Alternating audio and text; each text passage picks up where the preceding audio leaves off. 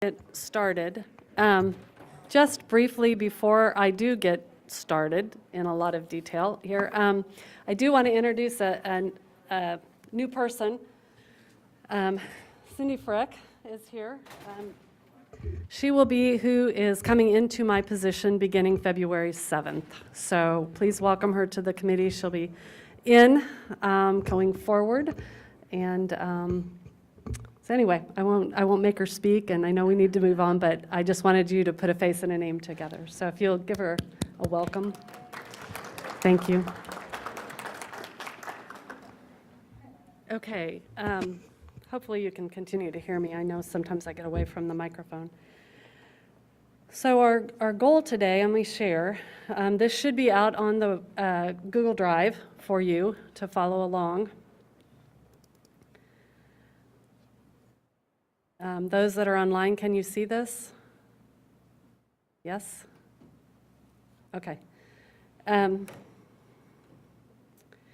So the first is just kind of not as page-oriented and navigated as the January 19th. It's kind of an addition to that, but kind of a timeline just quickly of, as I know them at the moment, next steps. And that is the January 31st is scheduled to be a Board of Education's budget study session where the board is to get additional kind of an update of where we are, further direction from the board, hopefully from them on the scenarios we've talked through that have come out of Boundary Advisory and the Budget Committee and subcommittees. Based on that and what comes forward from there, we would anticipate on February 9th's Budget and Program Evaluation Committee, and this may be hard to see. Zach, is there a way to make this bigger by chance? It's kind of hard for the audience here to see. Go up to the top. Here, there it is. Yeah. Okay, thank you. So at the February 9th, we will be joined by the Budget Committee subcommittee members, and some of this will be once we get past the 31st meeting, but we would anticipate the Budget Committee, some of the subcommittee members, and a variety of other invitees from other board advisory committees, and so that together we will be using that equity evaluation tool to look at the different scenarios and budget proposals that are coming forward. And so that's what we will spend time on the 9th, and then wrapping into the 14th board meeting would be another budget report, sharing the evaluation of those equity tool results and the scenarios or proposals that have come through. And there may be possible approvals at that meeting, and there's also the possibility of an approval to set any hearings if any school consolidation discussions move forward. So as of right now, I know it's just a few meeting dates, but just trying to kind of outline what would be expected next steps after today's meeting. Does that all make sense? Okay. So I did want real quickly to kind of review, as a reminder, where that budget deficit amount or that 3.2 to 3.85 amount has come from. When we started, we thought, hopefully, that we would be able to do the declining enrollment 3-year averaging option. And so when we were initially talking in November-ish, we talked about the deficit of the formula being closer to 2 million or a little bit over 2 million. Without the averaging, it is that higher number of the 3.2 to the 3.8 that we are currently discussing. And it has been confirmed that we do not qualify. And we talked about this at the December meetings, and that you have these 3 questions, and whether you answer or not is how you get there. And instead of walking through it in great detail, the bottom line is we do not get federal impact aid. And as a result, you can go with the 2 years prior enrollment or the prior enrollment as the higher of the two, and that's what your enrollment is that you build your finance formula on, and there's no exception to that. That is just the finance formula as it is. And so for 22-23, we have this unaudited number, which right now is the higher of the two. This 9,009 would be the number we would use if this number audits out lower than the 9.973, then we would use the 9.973 for next year. If it stays above it, then that's the number that we will use. We don't get our enrollment audit until March, and so those numbers will still be estimates for a while before we get a final result and legal max letter from the state of Kansas. And as a result, that is written in statute, and the only way for those things to be changed is for somebody to put a new bill on the floor and a new statute be passed in that reworks or revises the finance formula. Yes. And then the weightings play into this because they are current year, so those weightings will play in for this year, that we actually have a potential loss of up to the 1.7 we've talked about earlier this year, which that cumulated with the projections for next year is where you're getting closer to that 3.8, and those are permanent and ongoing in order for us to get back into sync with just being a balanced budget, which is required by law in the state of Kansas to have.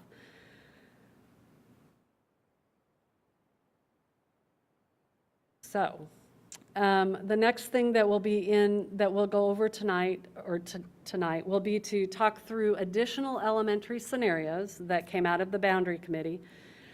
And that's 4 through 8. And then there was a revision of the middle school that we'll share.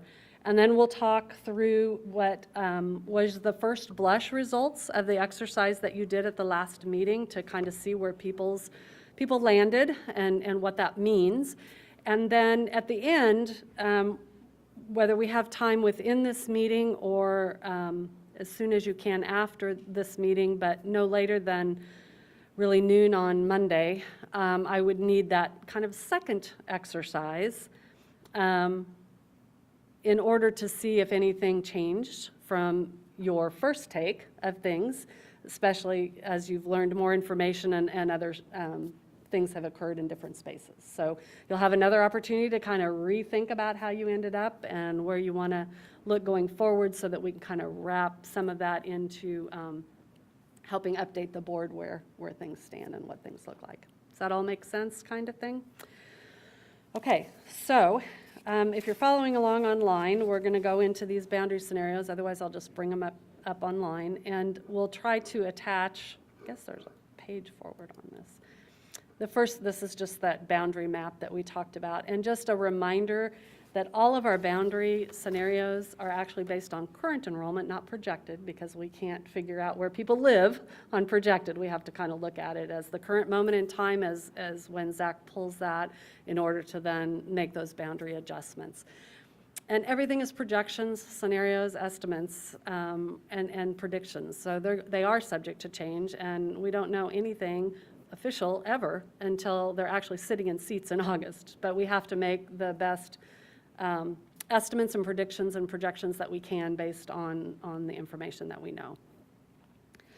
So just as a reminder, this next slide was in multiple presentations earlier, and it's really just our position control of positions at elementary based on enrollment size of a building.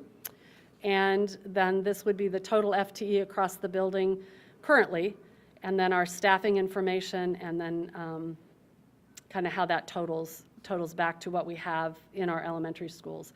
When we're looking at this right now, we are not including any federal funds, so it's not got ESL, it does not have Title I, it does not have Title II, it does not have any of those funds, special education. We are just talking about core staffing that a building might have.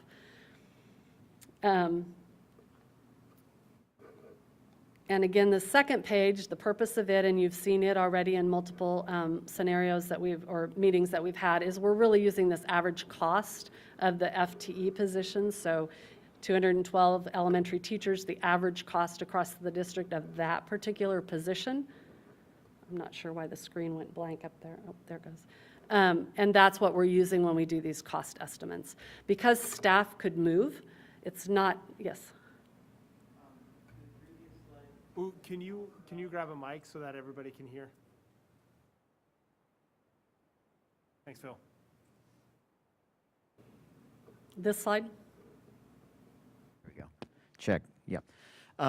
Have we looked at the consolidation options as to if there would be any change as far as title funding as we regroup students and the percentages in those buildings? We have done some preliminary, but ultimately, until we actually know what is going to happen, there's as many variations to the theme as possible. The schools that are being talked about for Title I tend to go into another space that would still be Title I.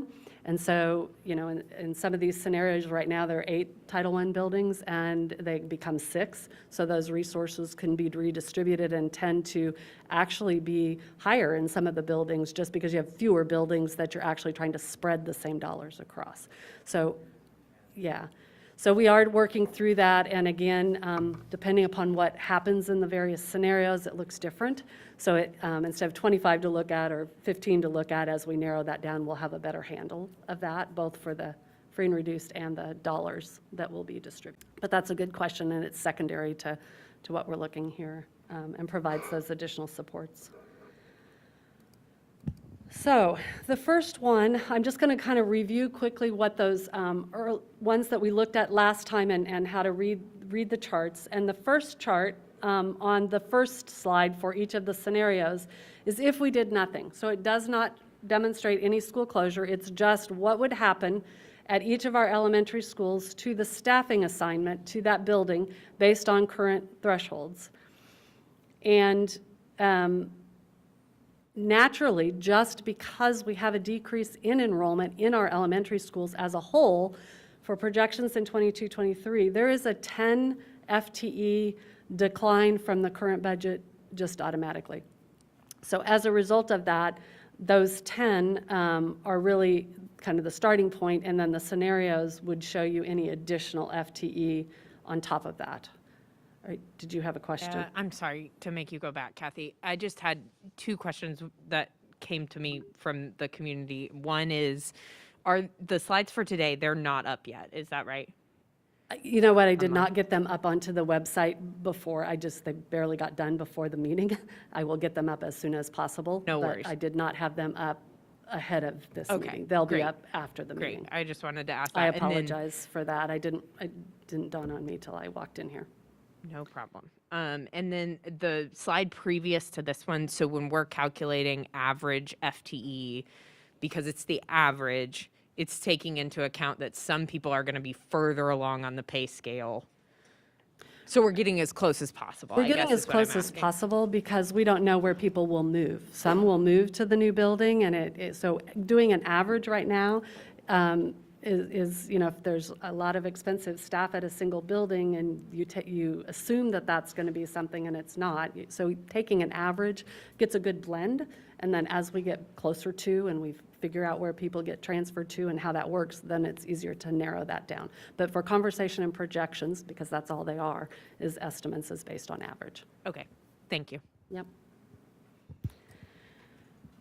So when you look at that scenario, and just kind of a reminder, the first page just shows you then when you close Broken Arrow to Schwegler and other schools, and then you move the New York Pinckney Woodlawn to Liberty Memorial, this is what the new size of your building is, off to the far right. Applying the thresholds, you can see what those class sizes would be in the new buildings or the buildings that the students are moving into. And then off to the side over here, what you're seeing is the new sections or teacher assignments to that particular building. And then comparing it to if we didn't do anything. And you can see the pluses and the minuses. So clearly the schools that were closed would have a negative, and some of the ones that had students come into them potentially have added staff. Some don't have any change in staff. And when you get to the bottom, the number is 197. There's an additional 3 above the 200 that would be if we did nothing. And the total of that is 13. So it's that 10 plus the 3 as a result of the new scenario. Does that make sense and how to follow that?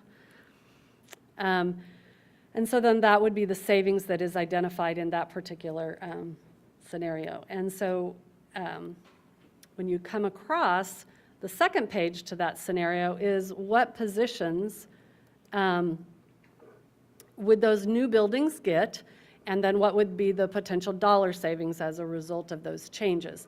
So again, over here, if the new building size is 318, then 301 to 400 would be these position assignments for that building. So that's what that building gets above. We know that this is the new staff requirement for that building.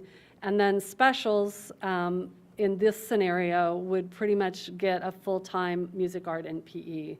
And some of that evolves as they actually get their schedule and staffing figured out. And then the 2 custodial positions. And so when you look across, when you close 3 buildings, and actually there's 4 buildings closed, but you created a new, then you have 3 less here, 3 less here. I have an add here. Well, why is that an add? It's because as my buildings get bigger, I actually get to add additional FTE in this classified secretary position. And so we have some of these buildings that will get a full-time secretary where they might not have had one before, or a 0.5, and they might not have had that before. And so that's where that 2.0, so we've actually added FTE on that particular line.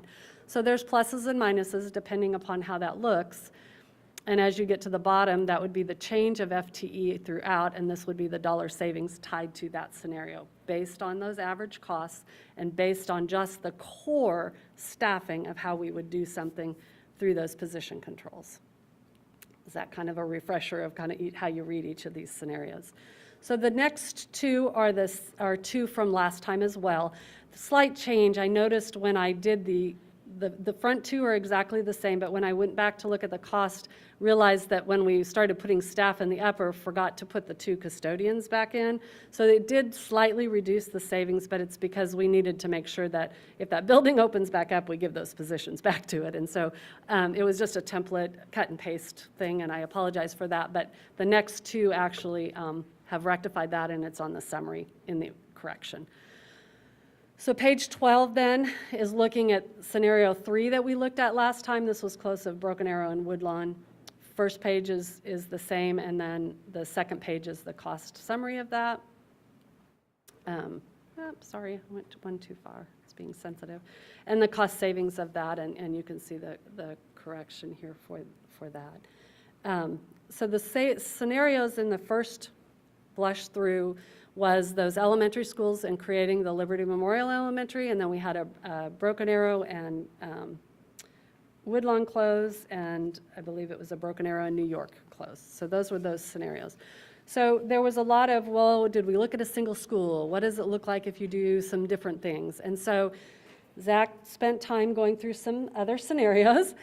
We also tried to vet out the Hillcrest scenario with the ESOL. So I'm going to walk through those so you can see what those were, how those were discussed last night at the boundary meeting, and then the translation of the dollars to that. And a lot of them are very similar, because the core cost of the savings is that top part of what every building gets. And as you would expect, the teacher part follows the kids. So you still have the same amount of kids, and it really, the changes to that teacher part is if those sections or thresholds where you can blend kids together and not have to break it into a new section, then you start seeing some savings in those spaces.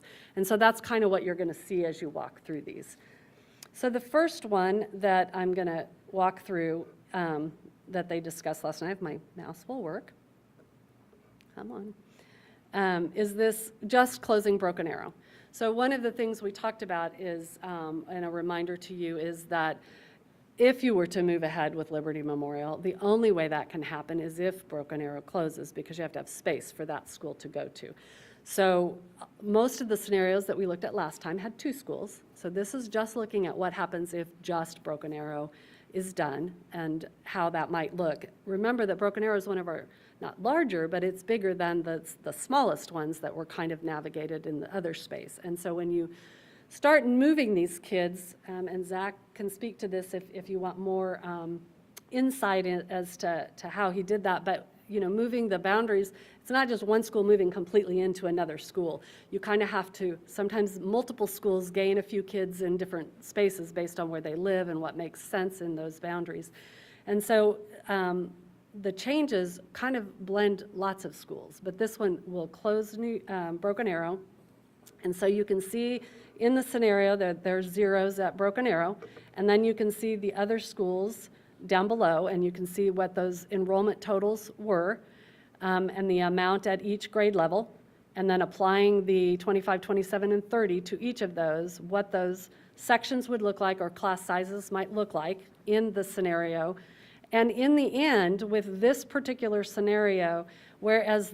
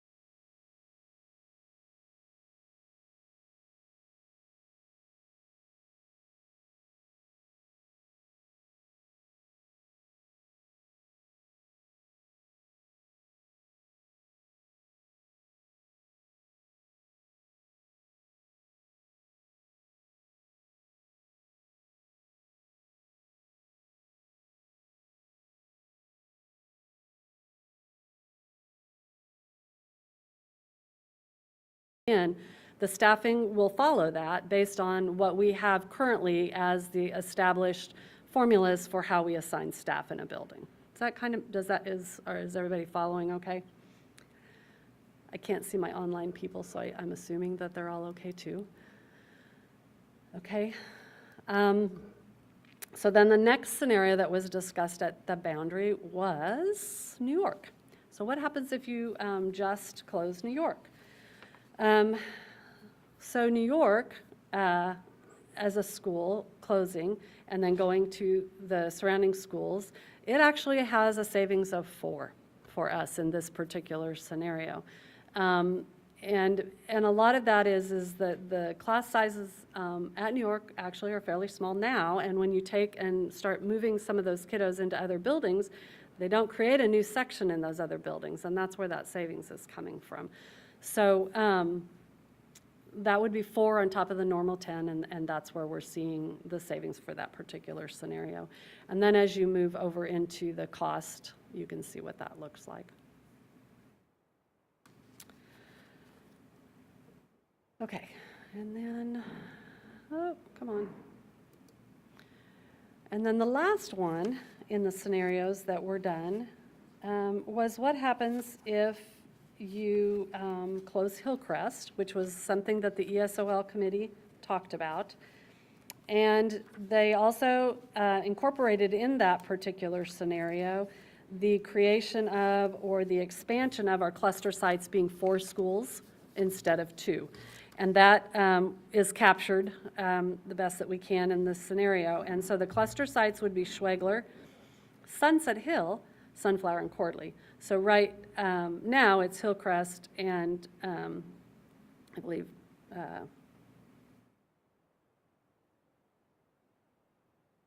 is it Courtly that's our cluster? Yes, I had to think there a minute. I was like, too many different names on here. So it would turn what Schwegler and Sunflower into additional cluster sites, which are currently just kind of home schools. So when you look at that, you'll see that this one actually also generates about a 4. And the way the staffing kind of follows out. But it keeps a couple small schools. So New York kind of is in that 188 range in this scenario, Woodlawn at 203.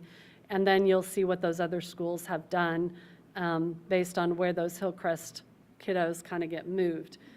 They can't all go to one place, so they really are kind of all over the place in the way some of those boundaries navigated. But that does generate about a 4, and it would create 4 cluster sites as we navigate forward on that, and a cost savings. So these are just added options that kind of came out based on results. And you can see that almost all of them, when we talked way at the beginning, kind of that average savings that we estimated of an elementary school was, and then navigating that forward, it was kind of it's not all that different because a lot of the staff actually follows. Kathy, a quick question on that last option, and you may not have this information, but do you know what considerations went into deciding which buildings would be the additional ESL cluster sites? They exist already as kind of ESL home sites. So Sunflower, I hope I'm saying that right, but Sunflower and Sunflower already is, I'm sorry, what? Their whole school is already, yeah, it's not a cluster site, but their whole school is already considered an ESL. So Sunset is close to Hillcrest, and so it was just moving. What would have to happen in order to not lose funding for the waiting side was you'd probably have to shift teachers that are endorsed over to Sunset Hill, and then you would want to make sure that the endorsed teachers that supplement those different students in the ESL programs that are endorsed kind of get dispersed the way they need to in wherever that new structure is based on those students that are eligible for services. Okay, the reason I ask is I wondered if, moving a program like that to a building that is more currently underutilized would be a way to more efficiently use a smaller school. So this one doesn't, this one does use, in essence, Schwegler, which was an underutilized school. And with the boundary scenarios of Broken Arrow going into Schwegler, it was doing that. Well, in this scenario, Broken Arrow is left open, and that does so it is doing that in some of those spaces based on filling in those schools that can take kids and also already have those ESL endorsements and have those ESL services and programs in those buildings. So the one building that kind of changes holistically would be Sunset Hill. Does that help a little bit? Okay. Any other questions tied to that? I hope I answered that all right. I was looking for another question.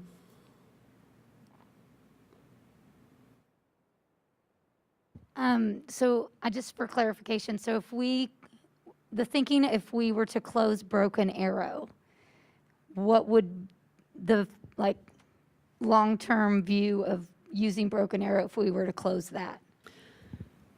I don't know that I can answer that wholly tonight.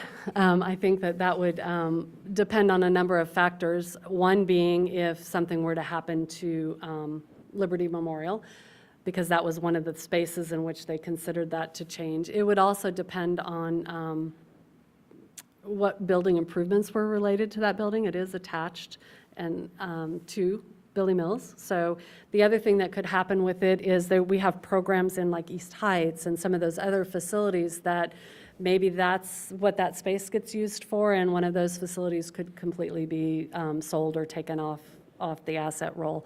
So those would be future discussions that would evolve depending upon where some of these scenarios go. But I don't think we would be able to say that tonight for sure is an answer. So unless Larry has something to add, I think that's, okay, perfect. Nope, that's what you want. That's why ask away. We'll do the best we can, and if we don't have the answer, we'll try to get you the answer. So the other thing that came out of a couple of questions, both in boundary and primarily boundary, I guess, was the size of the first scenario for the middle school and Billy Mills was, I think, 958 as a school. And so could you spread it any smaller? Kind of, is there a way to do that? So Zach did his magic in his scenarios. And this is just, again, those positions that we assign at every middle school. And so based on looking at the scenario from last time, this is where Liberty Memorial would be closed and where those current enrollment kiddos went, and there's your 958. Applying the ratios and the formulas the way we normally would, you can see in this scenario what that cost savings is related to those 3 middle schools versus 4 middle schools. Now, one thing that's not captured in here, and this would all have to be additional considerations and additional discussion that could net into this potential savings, but because Billy Mills is now so much larger in this scenario than some of the other middle schools, is there additional staff supports that that building would need when it's at 958 instead of closer to the 650, 700 number? So that would be a secondary conversation if this were to move forward as an option. So the other scenario then is looking at kind of 1A, and that is, come on back. Not a lot different, but it's at 895. So it is below that 900. And then what that would look like, little less staffing, and then your cost savings is down below. So the scenarios are fairly similar, but it is trying to spread those across a little bit. And every time he pulls this, it's based on actual enrollment at the moment of the pull, so it's not based on projections, and some of those enrollment numbers vary slightly as you navigate that.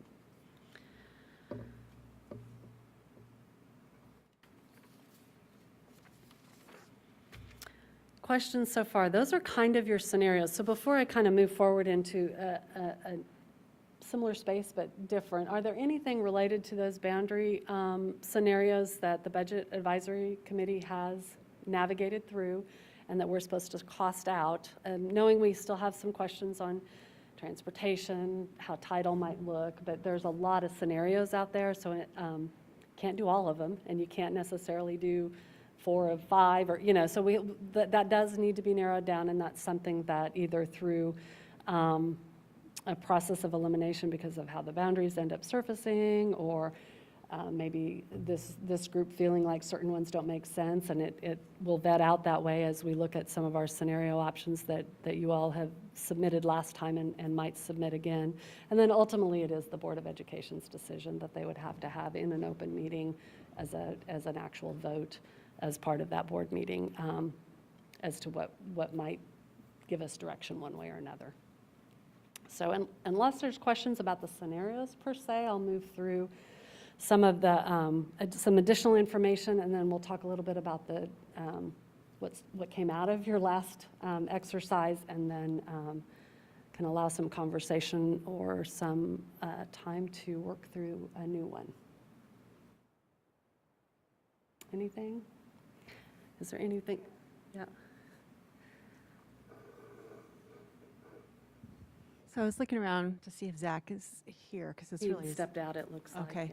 Yeah. Because it's really kind of a Zach question, but so one thing that appears in all of the scenarios that we have information for is that we still have small buildings, regardless of which of these scenarios we choose. And so I'm wondering if there are any other options for creating scenarios where you get to a space where all of your buildings are at least 350 to 450 or more kids.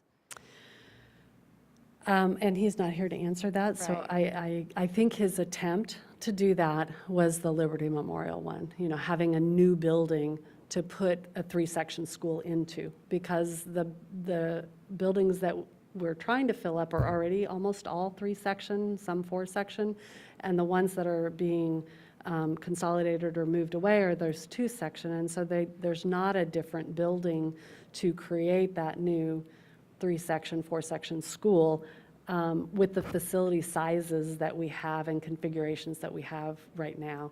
If you were to have a bond issue or something that would, maybe consolidate those 3 schools into a brand new school, that would maybe accomplish the same thing, but having a landing space for those kids, a lot of our buildings are old and they weren't built to be that size of a school. They just aren't, without portables and all those, going back to that whole scenario.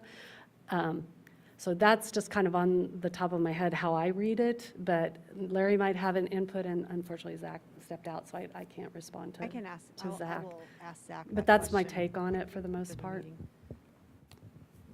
As I remember, and I'm trying to pull it up unsuccessfully, Zach's scenario, as you said, where he took the schools and put them into Liberty Memorial, began to even out class sizes across this entire district in the 22 to 24 range, is where he really was able to get to.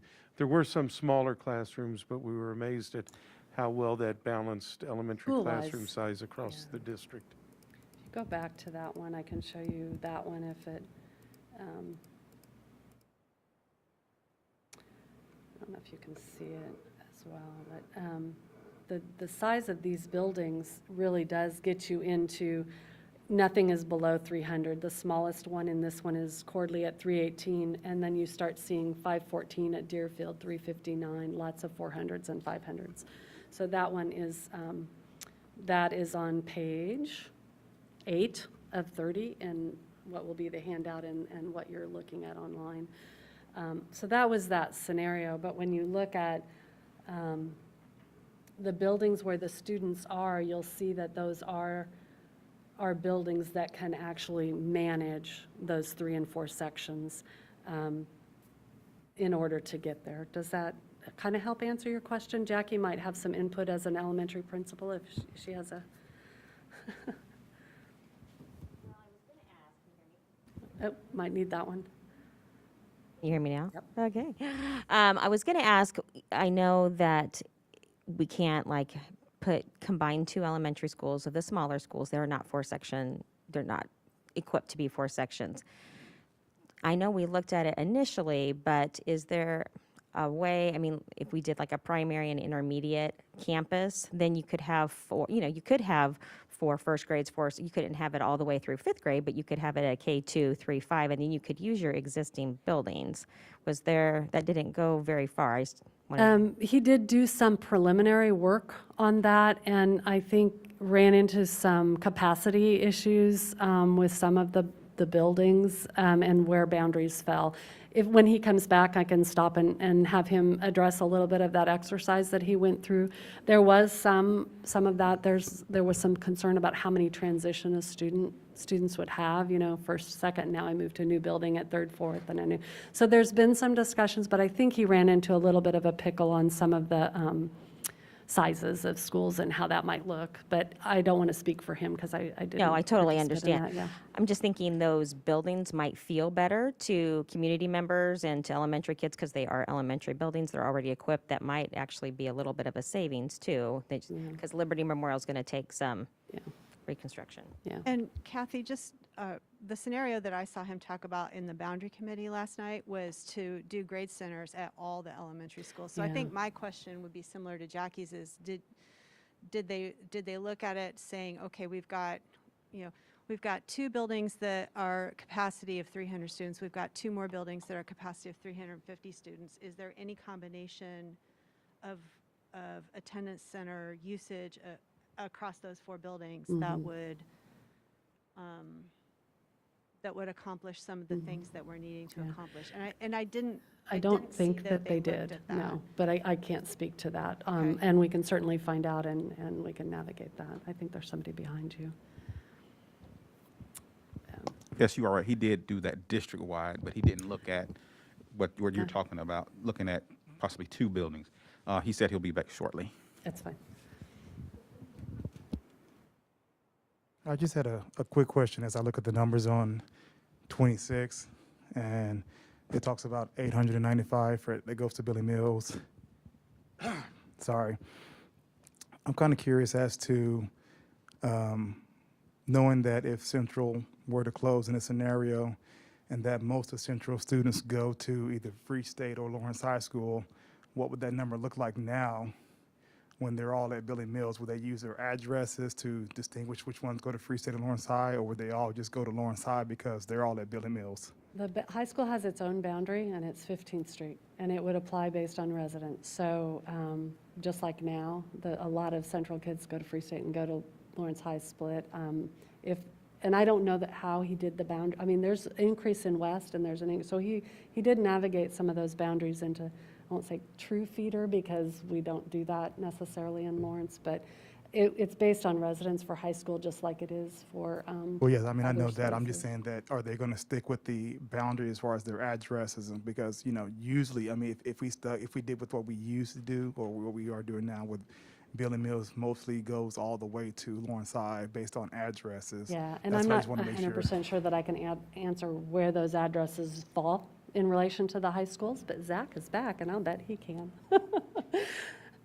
So they've had a couple of questions. The most recent one, since that's the one I remember quickly, is when you did your Billy Mills scenario, what then happens based on those addresses as far as those kids all go to Lawrence High, or there's still a group of those kids that go to Free State based on how Liberty was navigated into those other middle schools? So Dr. Zachary Conrad, Executive Director, Data and Technology. Those boundaries for Free State and LHS do not change. And so that goes across 15th. So you will still have students from Liberty Memorial that are now in Billy Mills that would attend Free State and some that would attend Lawrence High. That's currently exists right now as well with the current boundaries. You don't, by chance, you wouldn't have underlying numbers as To what that split would look like. If you give me a few minutes, I can pull up what those numbers would look like. So then there was something about grade centers and what you looked at, and the question was, did you look at any scenarios of grade centers other than the district-wide one that you did, and is there a reason we didn't pursue that a little bit? So last night at the Boundary Committee, I did present preliminary results of exploring grade centers. And I asked the Boundaries Committee if they wanted me to continue to pursue that and flush that out. And at that time, last night, there wasn't any interest in pursuing that because what we saw with our grade centers, we did K-1-2, and then 3-5, 6, 7, 8 in separate buildings, and then a 9th and 10th in one building, and 11th and 12th in another building. With the elementary scenario, with K-1-2, we have about just over 2,100 students. In the 3-5 grades, we had over 2,200 students. And so mapping that out, I actually showed the schools that it would be required in order to get to capacity, and then trying to balance out kind of a partner school for your K-1-2 and your 3-5 across the district. And we would really have to include every school but one for kindergarten, first and second. So Woodlawn would be one that was small enough that you'd be able to close that one. But then on the 3-5, you'd have to bring Woodlawn back into the picture just because of the distribution of students in those centers. And so you really wouldn't be able to have any cost savings. You'd probably increase some transportation cost, possibly. And so for our purposes in Boundary was to look at cost savings. There wouldn't be a whole lot on the elementary side. The middle school side, we couldn't do it. We currently have an 8th grade class that's over 800 students. We have a 6th grade class that is nearing 800 students, and we typically get a bump in 7th grade, so that could take us over the 800 threshold. Our middle school buildings are at 100% capacity at 800. So we wouldn't be able to close a middle school in that scenario either. One of the things that we could do with the high schools, we could balance out the high schools a little better with 9th and 10th grade and 11th and 12th grade in separate buildings. And those numbers would be a lot closer. There'd be about 1,000 difference. It'd be about 1,650 and 1,750 in that scenario. So we could move back to a one high school model and just have 9th and 10th graders in one building, 11th and 12th graders in another building. So you could see some cost savings there. By reducing some sports, but it was it was my impression that we used to have one high school in the district. We split to two. It was a painful process. Going back to one would also be a painful process. And at that point, the boundary committee decided that we didn't want to pursue that anymore. So that was the grade center proposal that we did look at. Okay, Zach, I did watch that part of the boundary committee, and so my question is a little bit different than that, which is, Okay. did we explore for our smallest enrollment buildings, did we explore if there's a configuration of grade centers where you could potentially use 2 to 3 of those buildings, fill them up all the way, create grade centers, and still, you'd be using the buildings, but then you would, they would be more full, cost less to operate them, therefore, and you might be able to close a building or two just by redistributing the kids that you've got. So the request that came through wasn't specific like that, and so we did not explore Okay. that. If the board would like to explore something like that, we were exploring specific I'm not things. speaking for the board, I'm Yeah. just asking questions. And we were just Right. exploring those things Yeah. specifically brought up by that I subcommittee. mean, Really, because what I'm So we didn't trying to do get at in terms of what I've seen about the numbers and enrollments and socioeconomics, I'm trying to get to a space where we are creating an operational system that doesn't perpetuate having buildings that only have 180 kids in them, right? And so none of the scenarios that we've run so far do that as effectively as I think they need to, with the exception of the middle school idea. But then I think that there are some attendant issues that creates at the middle school level so I'm trying to think of, are there any other options we have not yet explored that involve the elementary schools that would get us those results? And so that's why I'm asking this question. And I don't know, because I haven't run the numbers. I don't know if that's feasible or if it works out, but it's, if the goal is to keep buildings from closing, it seems like it might, if that is a goal that some people have, then it might be worth exploring. And I'm just making the suggestion.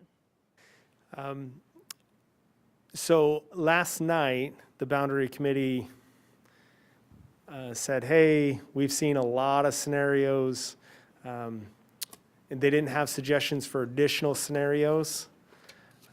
But if there are scenarios that need to be explored, we specifically explored the ones, the 10 or 11 that are on here. I'm positive that there are additional scenarios out there, but given time constraints, being able to explore every possible scenario, we've been very focused in setting those kind of guidelines around how we explore and what we explore. Would you like to explore additional boundary options?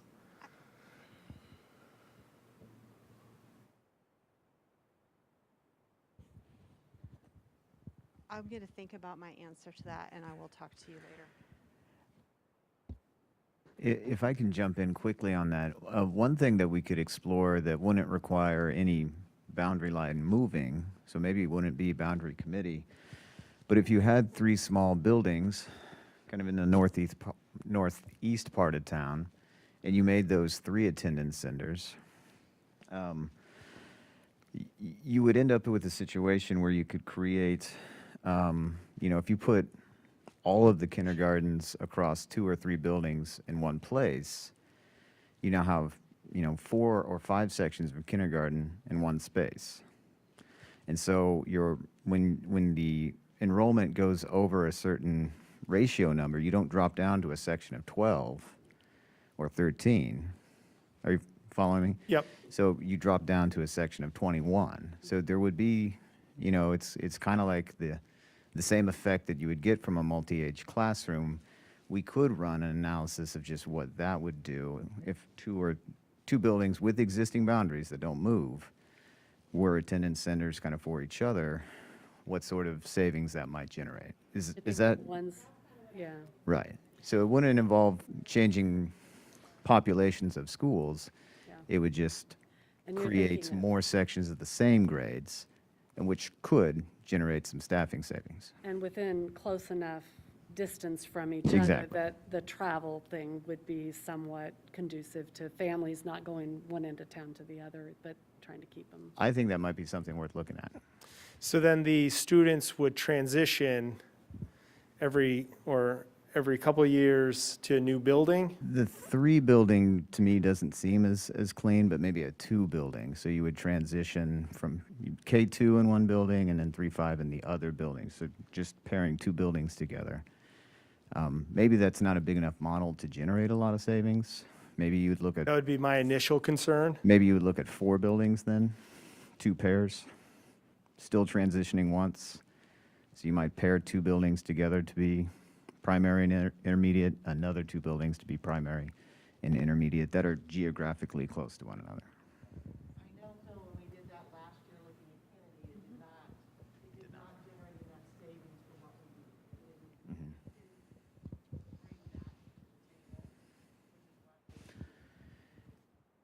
From just a glance, to me, it seems like it could produce savings similar, at least in those buildings, to like a multi-age approach. I think that to the multi-age potentially, or you might have to adjust, where the savings came in for the most part, which is what you're referring to, is when you have to retain the principal and the secretary and all those staff that's assigned to a building that doesn't matter if you have 2 grades in it or 5 grades.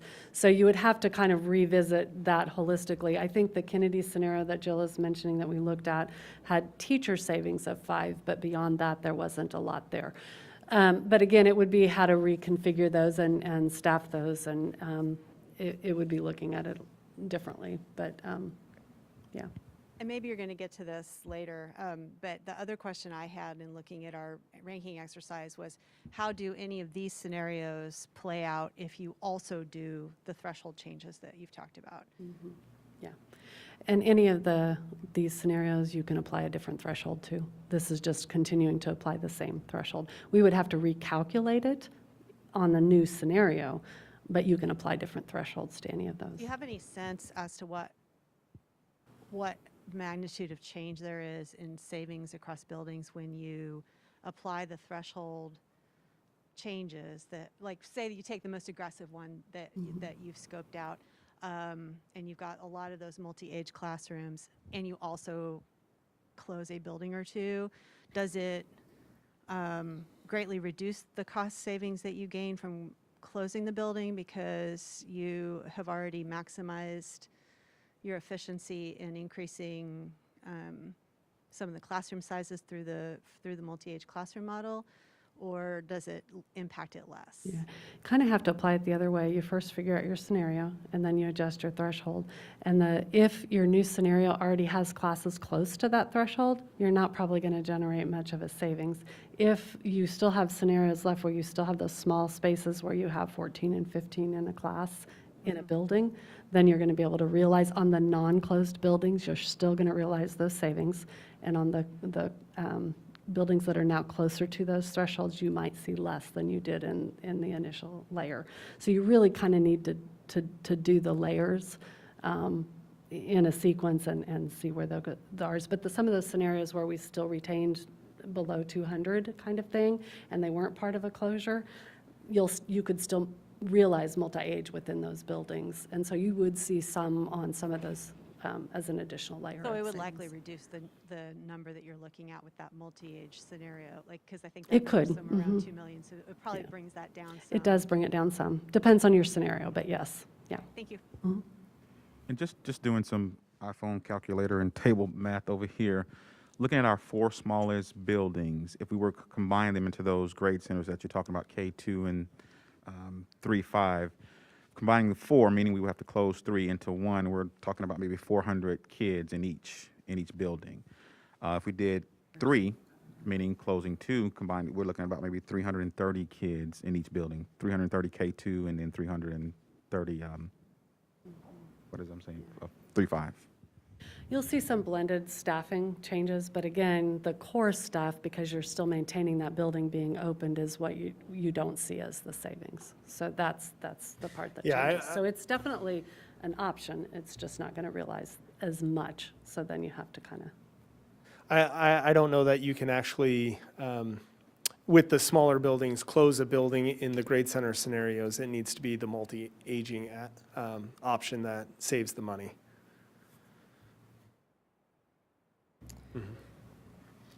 Okay.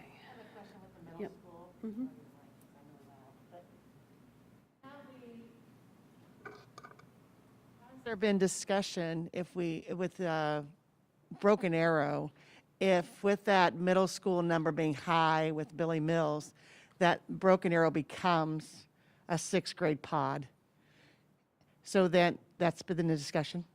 That would be what would happen. So the only way to. That Broken Arrow would become the sixth grade pod, and then 7 and 8 would be in the other part of the building. Okay. Which would mean that to do that scenario, you would have to make sure Broken Arrow was a closure with the Liberty Memorial to make that actually happen. You can't do that one without the other. Mhm. Yeah. Okay, lots to think about. So I'm going to kind of go through the next piece, which was just a couple of kind of comments that were on the submissions, and just kind of try to address the best I can. So there were some comments mentioned in that kind of first blush of submission that were not anything that came through the subcommittee in the high, medium, or low proposal.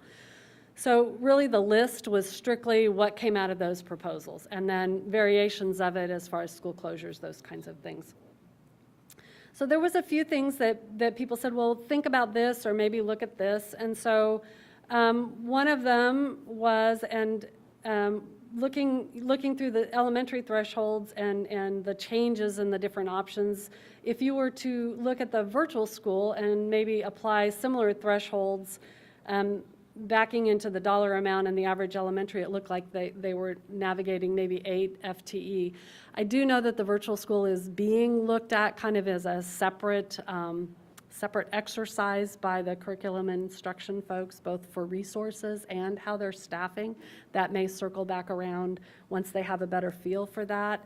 And thresholds at the virtual is something that has been a conversation as well. So something that to keep on the radar, and definitely was something that I wanted to make sure was noted.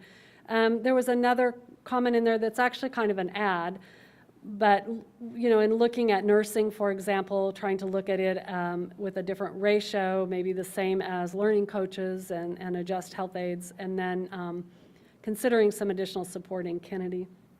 I tried to back into what that actually was coming to based on the submission, and it looked like the cost on that was $165,712. I did not try to recalculate that, but that was something that somebody said that they would kind of put out there. Several on the administration reduction of a director position. The proposal from the subcommittee was 1 FTE, but several noted they felt like there could be as much as up to 3. And that was kind of the high end that was mentioned. So just making note of that. There were several and has been several conversations about the administration and a reduction of 5%, and I believe Dr. Lewis even addressed it at our last meeting a little bit. And I wanted to kind of do some clarification on how you would actually calculate that and what that would mean. And so one of the comments also was just looking at those over 100,000 and having that be temporary. So when you do that calculation, in order to do it correctly, that's different than the average total cost of a position. Because regardless of the number of days a contract has, 186 or 261, you're still going to get 100% of your medical, dental, and vision and your 403B. So you can't consider that in a savings, and theoretically what is happening when you do reduce the salary amount is you're cutting back days the value of days in that contract. And so in looking at that, what I am showing in this particular chart is the average salary positions in blue are the ones that are that 100,000 group, which is about 27.5 FTE. And the daily cost, when you take out the medical, dental, vision, and 403B, which is what should be removed because that's not going to go away and shouldn't be considered as a savings, would be this column in the orange. The 5% then calculation for the blue would be this, and it actually totals the 169,621. When you divide that out by the daily cost, it's about 14 furlough days on an administrative contract as far as looking at that backwards.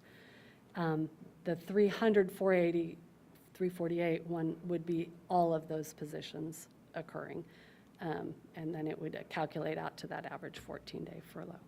So I did just want to put some clarification out there because it was not brought through by the subcommittee. The subcommittee did discuss it. They felt strongly it was not a viable option to propose in order to retain and recruit qualified administrators. So that is why it did not make the list. But because it has been brought up a couple times, I did want to just make sure that it was clear on how that would be navigated. And then the next one would be just transportations. Yes? I just want to make sure that for those that are listening to this, they can't see this. Microphone.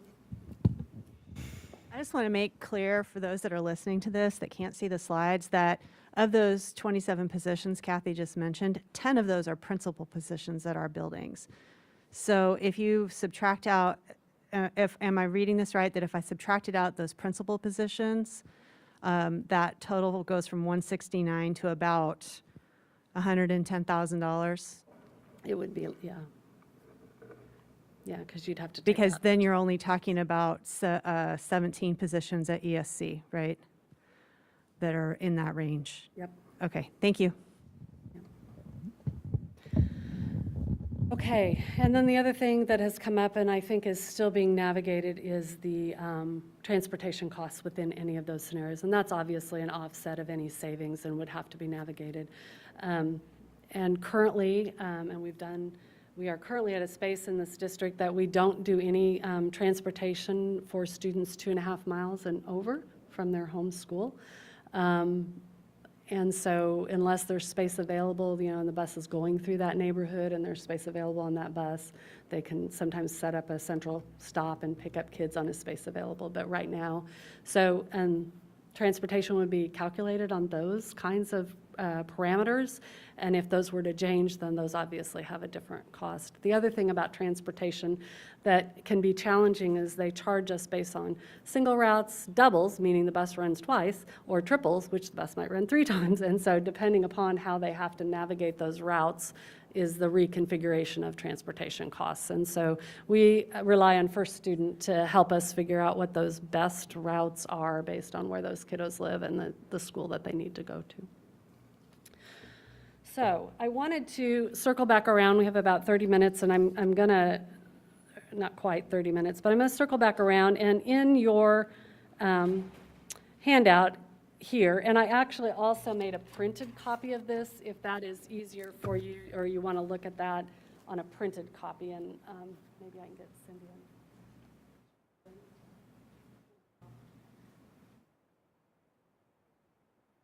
And I will walk through how to read this, and then we will do a like exercise with the new additions that I would like to have you do. Because as new information comes and discussions have occurred, first blush is one thing, but we change our mind, we get different information, we have better information, we have worse information. Whatever it might be, you might have a different take on how you want to navigate this. So, based on the submissions, you will see for each item a count column. Do you see the count column? What that count column is telling me is how many people put that down as their selection, okay? And then I color-coded them so that if 9 people or more had that on their list, it's in this blue column And you can see in the count column, they're highlighted in blue. They're formatted in blue. Does that make sense? If 5 to 8 people picked that particular item, it's in orange, and it's the middle column. And if fewer than 5, it's picked up in this yellow column, okay? So the blue is where lots of, a lot of you all landed, and so thus the count was high. So those would be what you would see as sort of rising to the top of what kind of, there's consensus pretty much, that those maybe need to be part of what is in our scenarios to move forward and recommend to the board. You'll look in here and you'll see that that's where Liberty Memorial fell. Remember that this one can only occur if one of the scenarios for Broken Arrow, you'll see in the orange column that there are multiple elementary closures, and we can only kind of do one. So 8 of that count and 7 of that count, the higher count is what's in the column.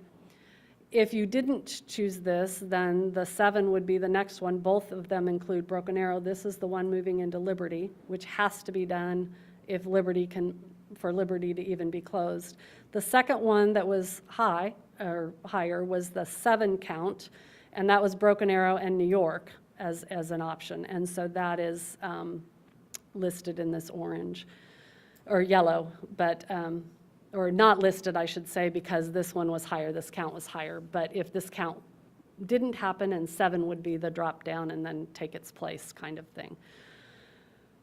So going down blue, you can see that the high school building budget, AVID, low enrollment, you can see the director position, executive director, all those things were things that were listed or popped out as higher counts. And at the total on the bottom is about 2.3 million of those high-end things. If you take out Liberty Memorial, you're at about 1.1 million of those high count proposals being kind of off the top or listed at the top of options. So then the next layer would be orange. And what is in that one? This is where the threshold, changing the threshold popped in.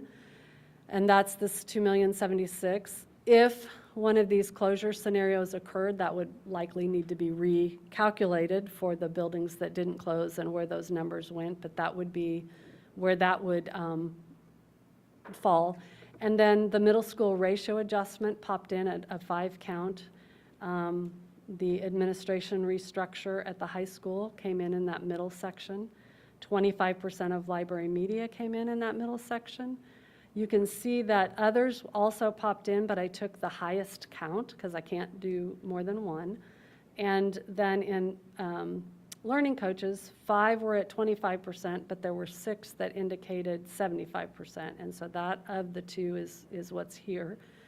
And then there were some of the supplemental assignments. This particular column, as it sits, and we know that a couple of spaces, particularly the threshold one, if you did the school closures, would need to be adjusted slightly, but it is coming in at 5.8. And this would be on top of what the blue column is. And for the most part, they can all be done. There is some tweaking that would need to be done, and you would have to kind of make sure we pick the right thing and then backtrack what those cost analysis revisions would be. The yellow then is kind of the items that didn't make the higher counts. And you can see that 7 is orange, but because the 8 count was higher, that's what's actually in the column. But the second right below it in the orange column would be then Broken Arrow, New York, and then Broken Arrow, Woodlawn came in the yellow with 3 counts. And so you can see in the yellow some of the things that were lower count or people did not select. The sharing of principals, again, we talked about you're not really probably going to get much out of that if you close your schools because you've got savings in those other spaces. And then I think at the bottom there was some of the athletics that ended up in the below 5 count. Does this make sense? It's really not identifying who did what or picked anything. It's really just saying as a group, This is where your selections were and how many selected that particular option. So you can kind of see, are you surprised by any of this? Is this kind of what you expected? When you think about your own selection, do you see the group being kind of with you or not with you kind of thing? Yeah. I did not get 100%. I would say I got somewhere between that high end of the 17 count to 20. So 20 is probably about what I had.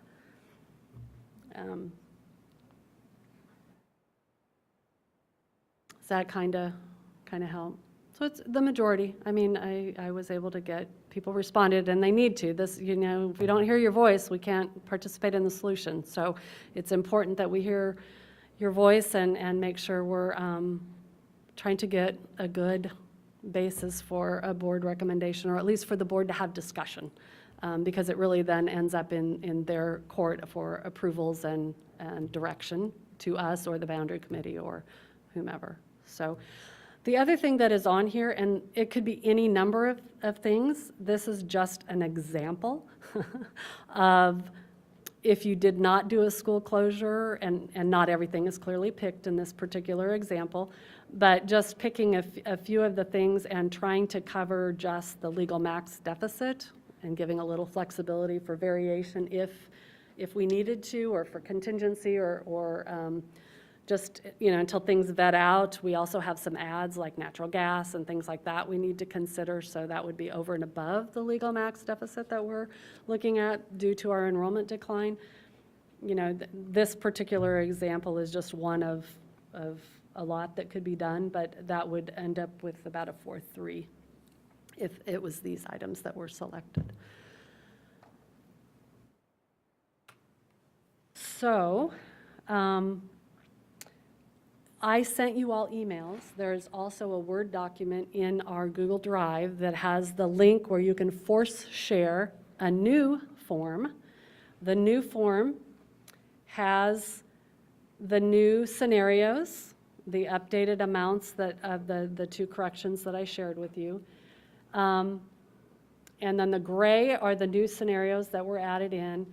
And then I did just put some space at the bottom if you had other comments similar to the last time. And then that would be what, no later than noon on Monday, that I would like to have back from everybody, so that we can kind of have a second blush of where people have landed based on discussions, conversations, and results of that, in order to try to allow for the board to have some discussion and provide direction and navigate next steps for both the equity rubric tool and just additional boundary scenarios or whatever that might be. Does this make sense and follow along? So if you have your computer and can make a copy of that and do that, then you can get that back to me. You can email that to me like the last time would be great. And then the last piece that I have on here is just a reminder that, the kind of the calendar of next steps that we're anticipating based on what I know right now.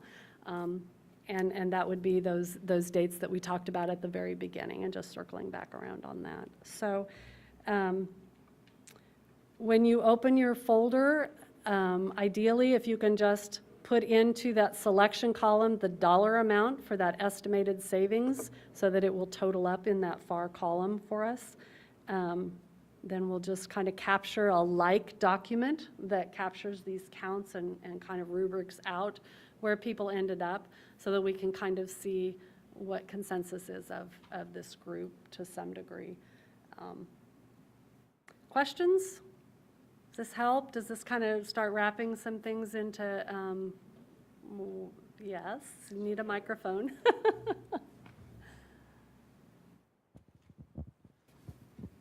So Kathy, are we still looking to save $7 million? I am only, that number was thrown out at a board meeting, and that is a target that we are trying to get to. If that target can't be reached, then that's a discussion the board is going to have to wrestle with, but I can't speak on behalf of. That is just the target that was thrown out at a December board meeting, which has been our our efforts to get to that target and what that would look like if we made that target and the things that would have to happen. So yes, that is still the target on this document. If you can't get there, then you need to put down what you are comfortable putting down, and that has a statement in and of itself.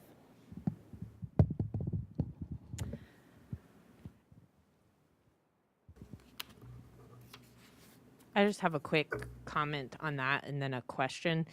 So the 7 million number, as I understand it, because our classified staff union is not yet at the bargaining table, though I think we're making progress and getting to the bargaining table soon.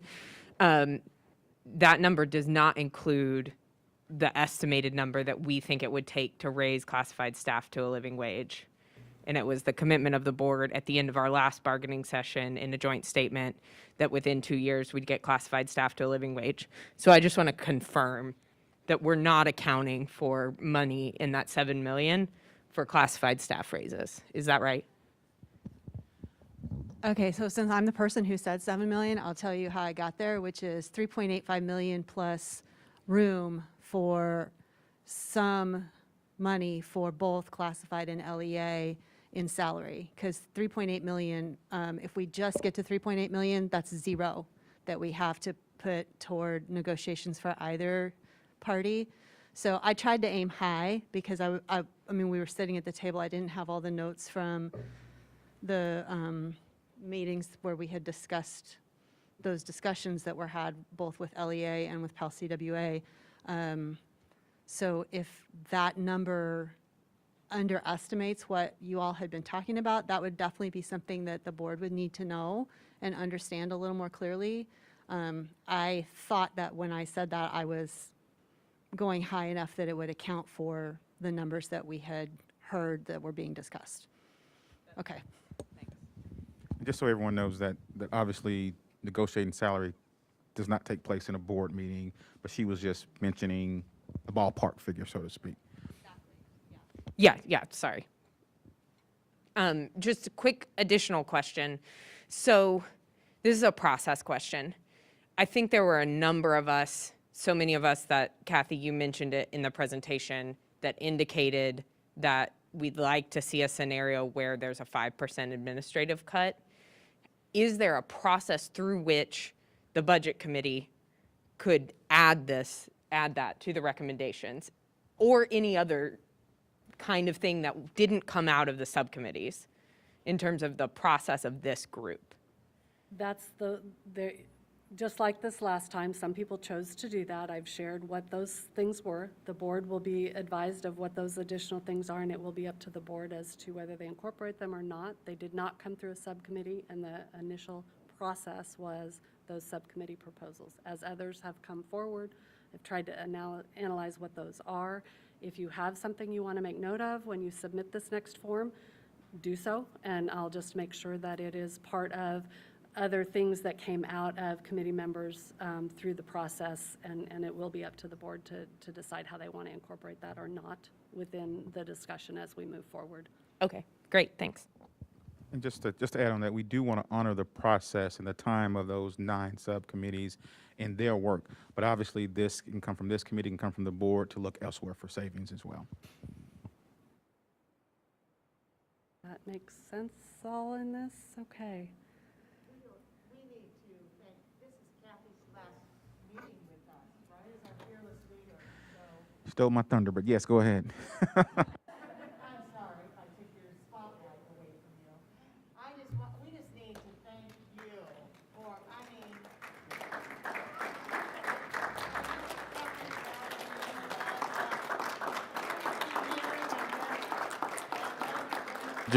Jill, your mic is not on. I want everyone to hear those words that you're saying, so make sure your mic is on because this needs to be heard. For those listening online or at home, Zach's in Kathy charge Johnson of is getting a standing technology. ovation. We just want to thank you for all of this energy that it takes, because I know I have lost sleep. I can't imagine what you're feeling. But 33 years, this woman has been a fearless, fearless leader for us. And this is her last meeting with us. So thank you, thank you, thank you from all of us. And I want to add to that on behalf of the board.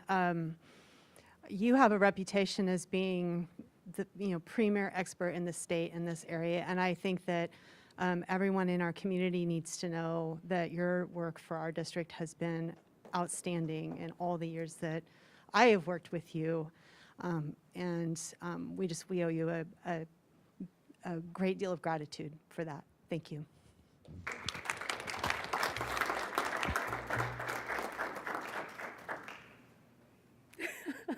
Do I need to talk while are you okay?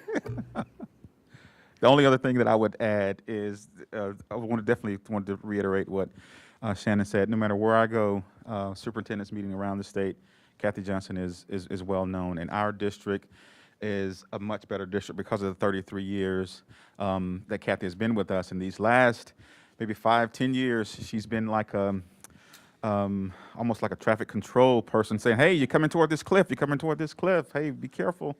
But Kathy, please know that on behalf of our executive leadership team, and we're going to celebrate you, obviously before you leave, but on behalf of our executive leadership team, we say thank you.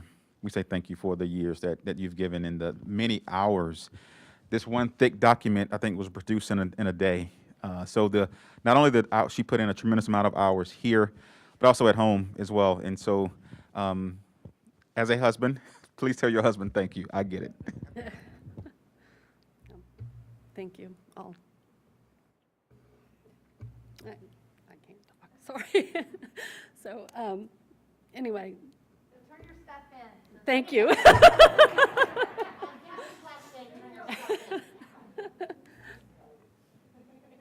Okay, well, I think that's the end of our time together. So I appreciate all the work you're doing, and I know how difficult this is and challenging it is, and I truly appreciate you taking the time and the effort to help be part of the solution, because it takes all of us to be part of that solution. So thank you. I look forward to your input, and we'll circle back around and report to the board on Monday as our next steps. So, you guys all have a good evening.